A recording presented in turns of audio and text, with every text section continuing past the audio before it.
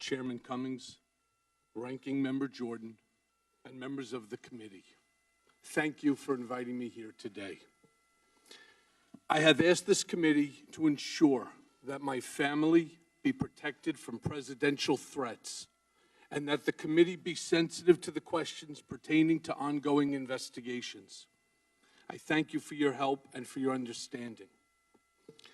I am here under oath to correct the record, to answer the committee's questions truthfully, and to offer the American people what I know about President Trump. I recognize that some of you may doubt and attack me on my credibility. It is for this reason that I have incorporated into this opening statement documents that are irrefutable and demonstrate that the information you will hear is accurate and truthful. Never in a million years did I imagine, when I accepted a job in 2007 to work for Donald Trump, that he would one day run for the presidency, to launch a campaign on a platform of hate and intolerance, and actively win. I regret the day I said yes to Mr. Trump. I regret all the help and support I gave him along the way.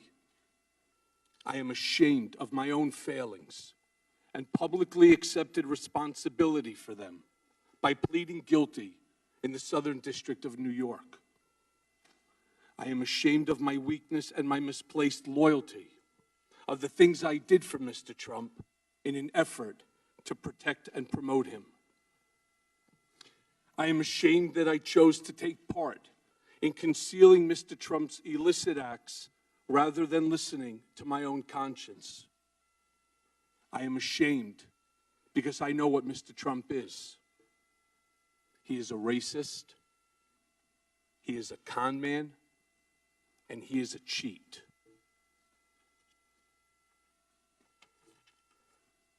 He was a presidential candidate who knew that Roger Stone was talking with Julian Assange about a Wikileaks drop on Democratic National Committee emails. And I will explain each in a few moments.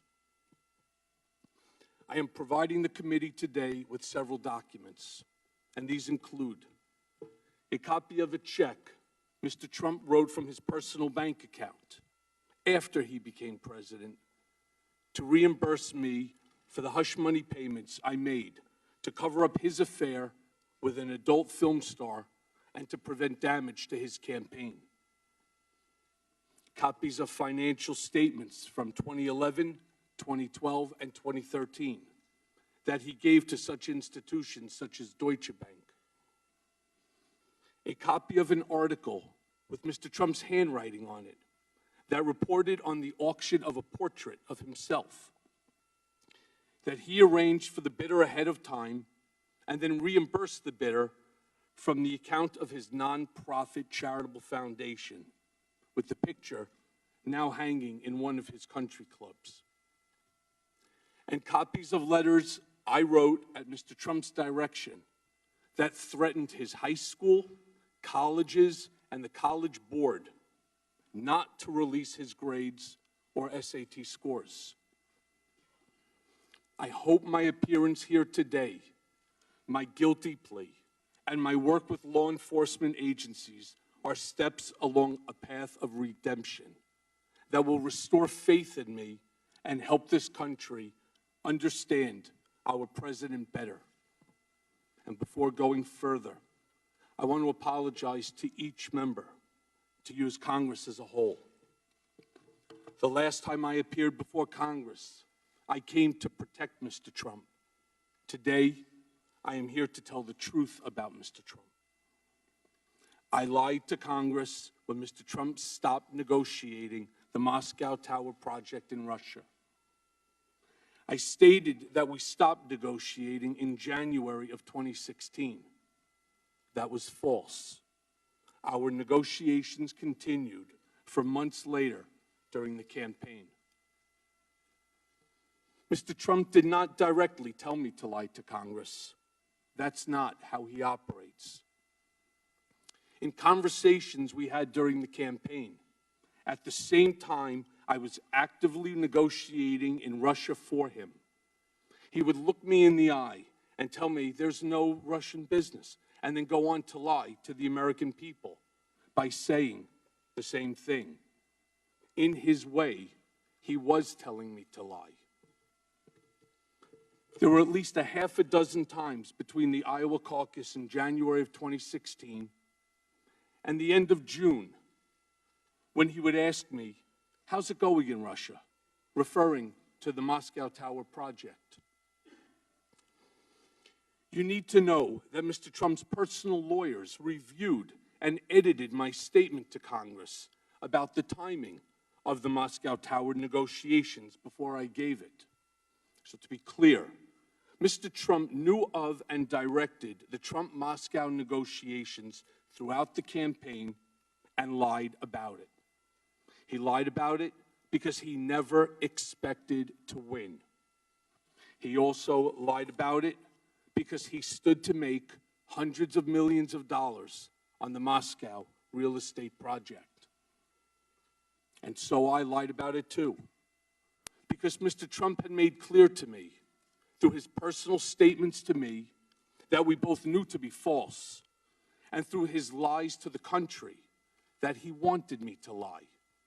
And he made it clear to me because his personal attorneys reviewed my statement before I gave it to Congress.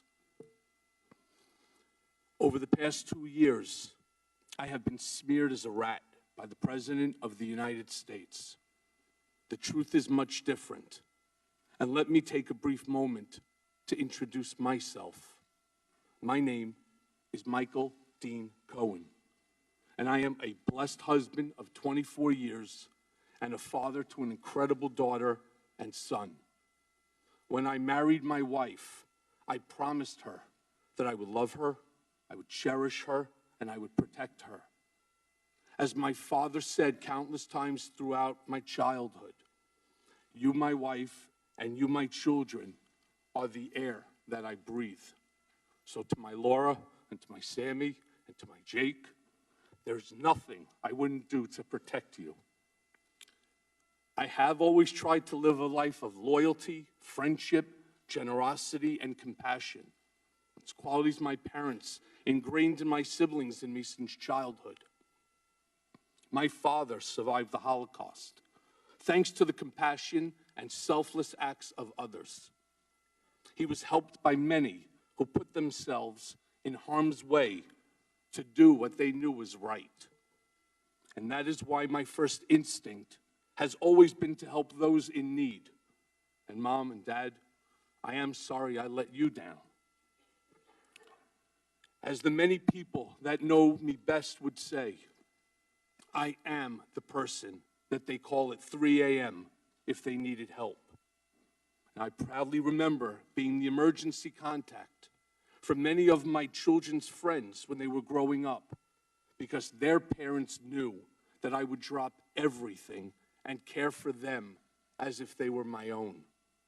Yet last fall, I pled guilty in federal court to felonies for the benefit of, at the direction of, and in coordination with individual number one. And for the record, individual number one is President Donald J. Trump. It is painful to admit that I was motivated by ambition at times. It is even more painful to admit that many times I ignored my conscience and acted loyal to a man when I should not have.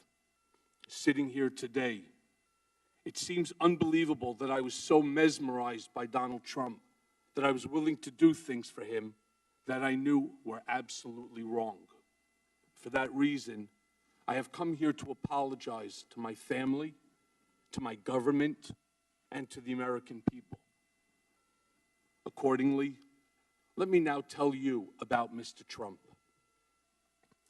I got to know him very well, working very closely with him for more than 10 years as his executive vice president and special counsel, and then as personal attorney when he became president.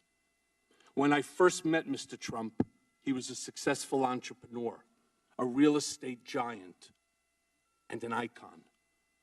Being around Mr. Trump was intoxicating. When you were in his presence, you felt like you were involved in something greater than yourself, that you were somehow changing the world.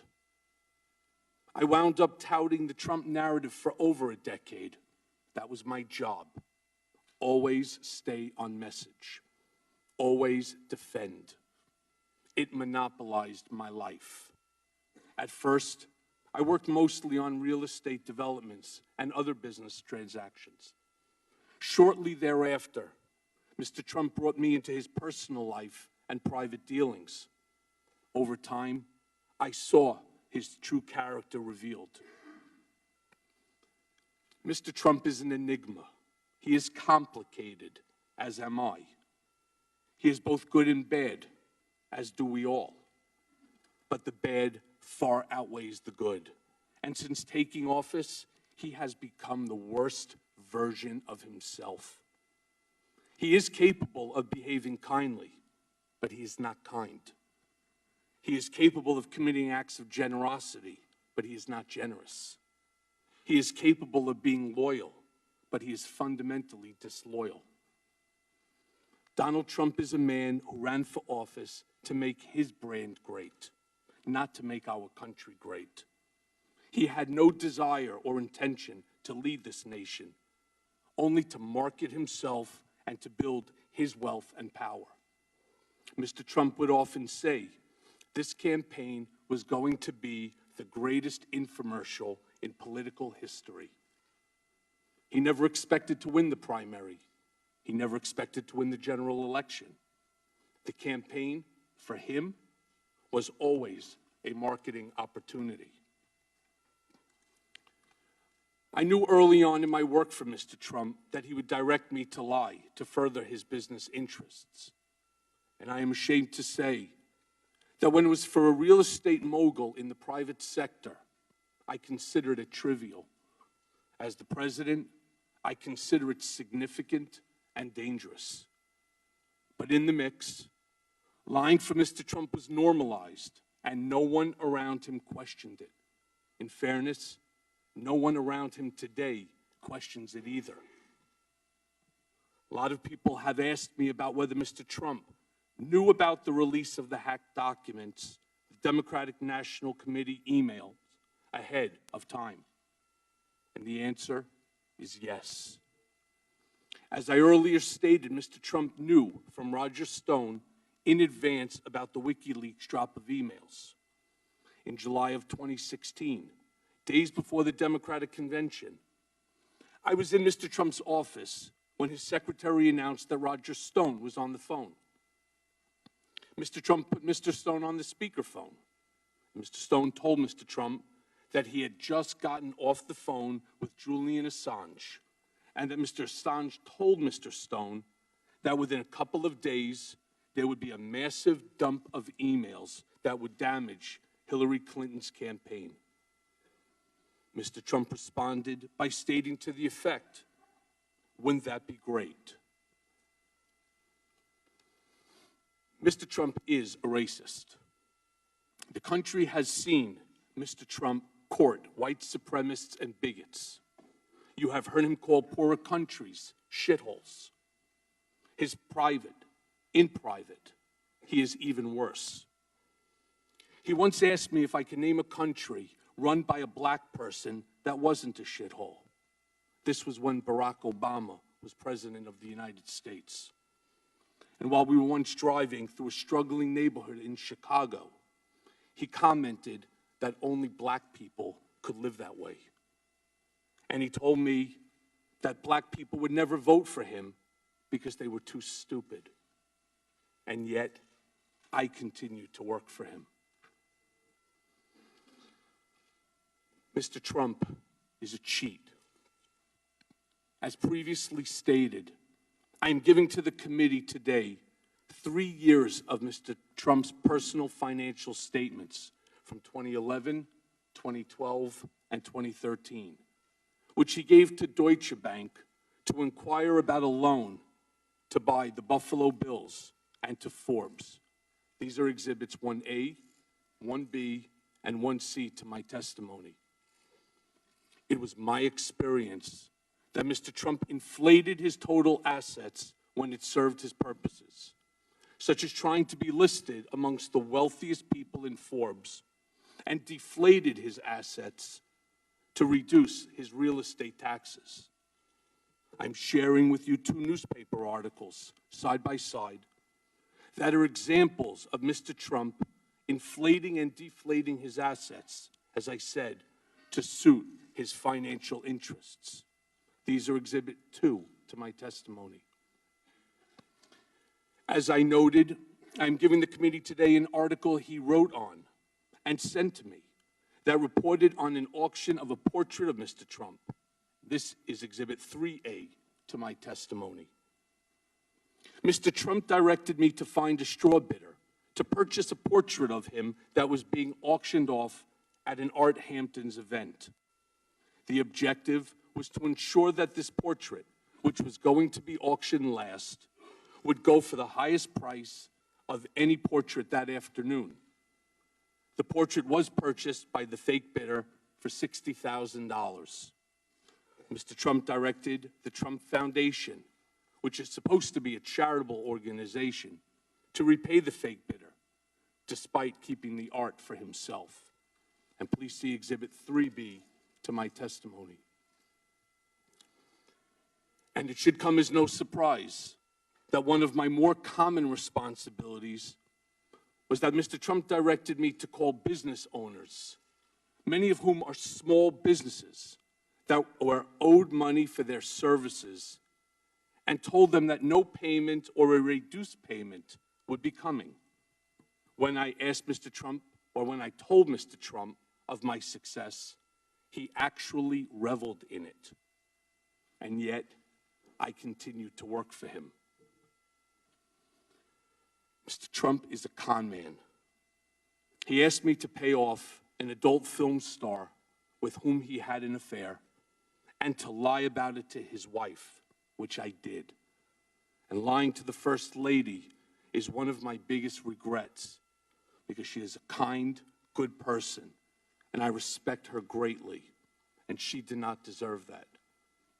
And I'm giving the committee today a copy of the $130,000 wire transfer from me to Ms. Clifford's attorney during the closing days of the presidential campaign that was demanded by Ms. Clifford to maintain her silence about her affair with Mr. Trump. And this is Exhibit 4 to my testimony. Mr. Trump directed me to use my own personal funds from a home equity line of credit to avoid any money being traced back to him that could negatively impact his campaign.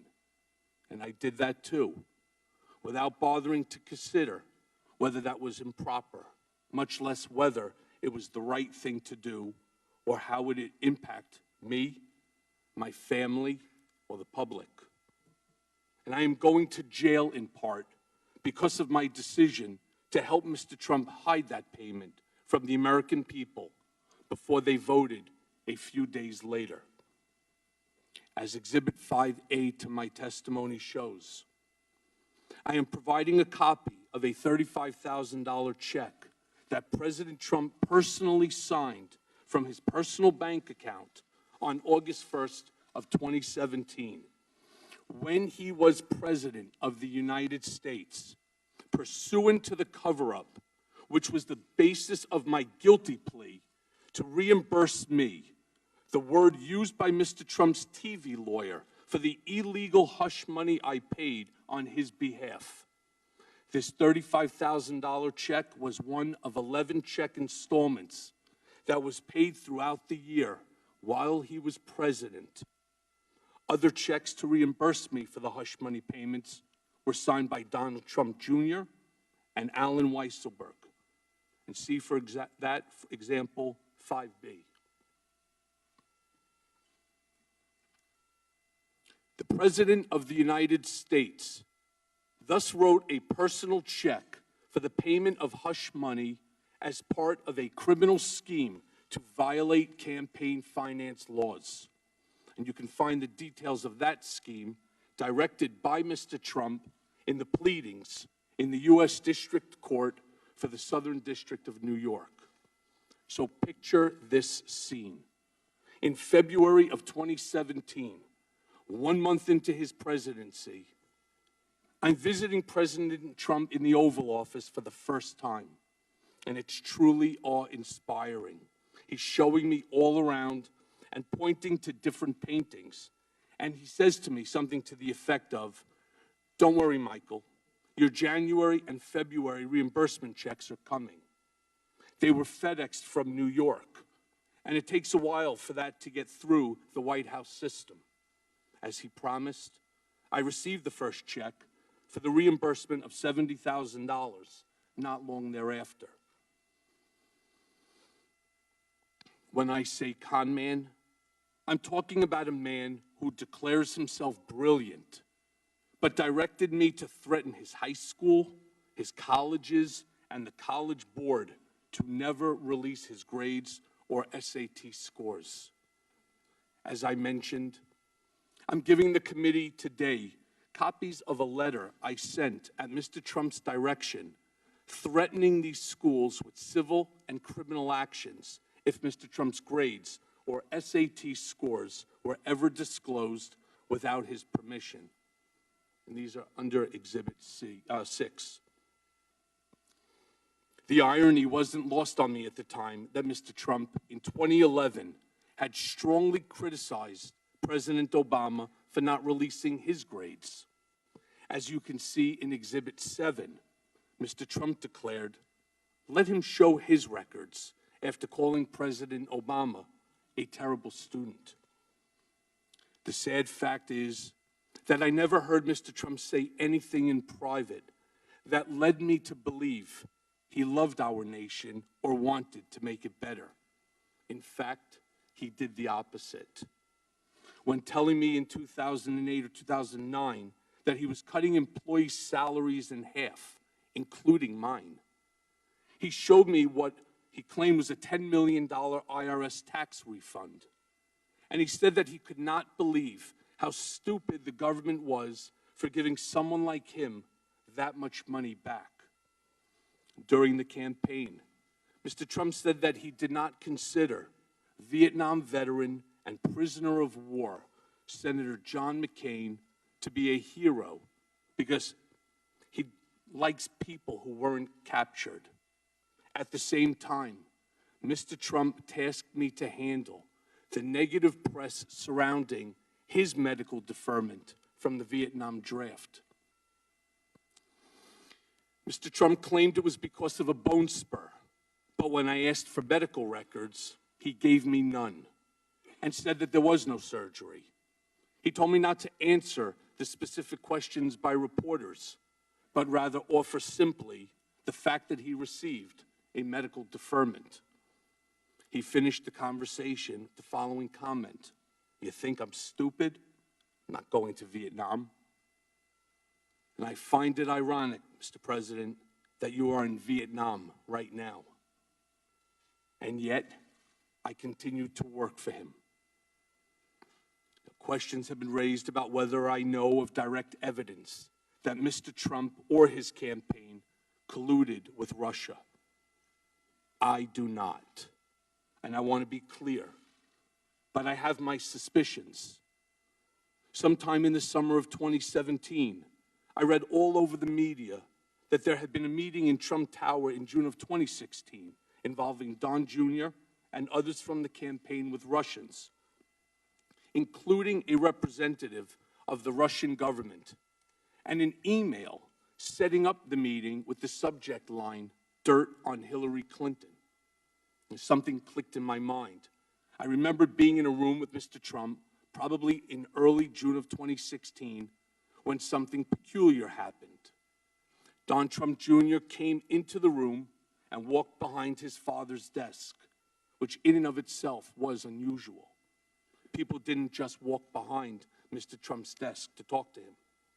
And I recall Don Jr. leaning over to his father and speaking in a low voice, which I could clearly hear, and saying, "The meeting is all set. And I remember Mr. Trump saying, "Okay, good, let me know."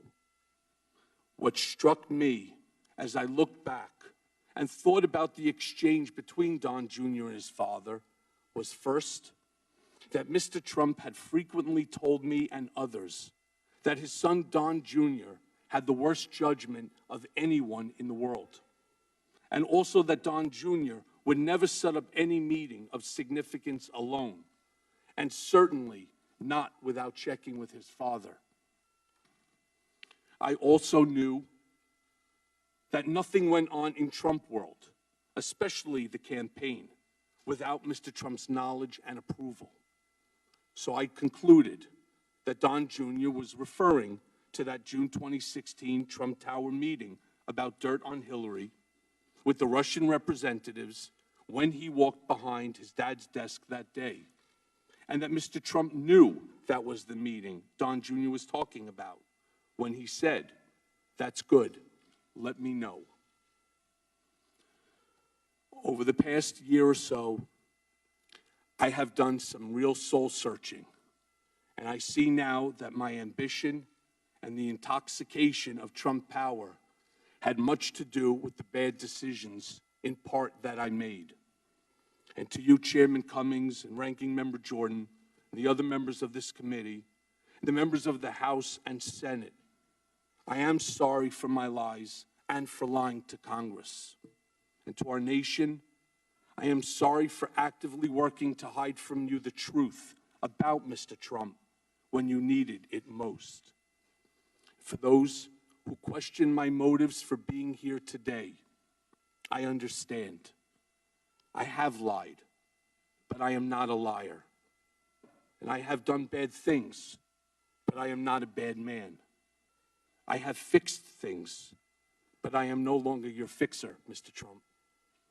And I am going to prison and have shattered the safety and security that I tried so hard to provide for my family. My testimony certainly does not diminish the pain that I have caused my family and my friends. Nothing can do that. And I have never asked for, nor would I accept, a pardon from President Trump. And by coming today, I have caused my family to be the target of personal, scurrilous attacks by the president and his lawyer, trying to intimidate me from appearing before this panel. Mr. Trump called me a rat for choosing to tell the truth, much like a mobster would do when one of his men decides to cooperate with the government. And as Exhibit 8 shows, I have provided the committee with copies of tweets that Mr. Trump posted, attacking me and my family. And only someone burying his head in the sand would not recognize them for what they are. It's encouragement to someone to do harm to me and my family. I never imagined that he would engage in vicious, false attacks on my family and unleash his TV lawyer to do the same. And I hope this committee and all members of Congress on both sides of the aisle make it clear that as a nation, we should not tolerate attempts to intimidate witnesses before Congress, and attacks on family are out of bounds and not acceptable. And I wish to especially thank Speaker Pelosi for her statements, and it's Exhibit 9, to protect this institution and me, and the chairman of the House Permanent Select Committee on Intelligence, Adam Schiff, and you, Chairman Cummings, for likewise defending the institution and my family against the attacks by Mr. Trump, and also the many Republicans who have admonished the president as well. I am not a perfect man.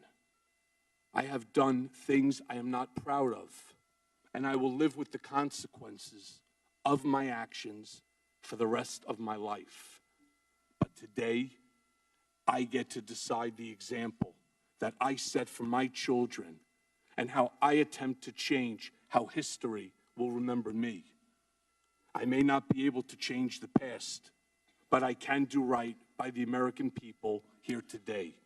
and I thank you for your attention, and I'm happy to answer the committee's questions. Thank you very much, Mr. Cohen. I now recognize myself.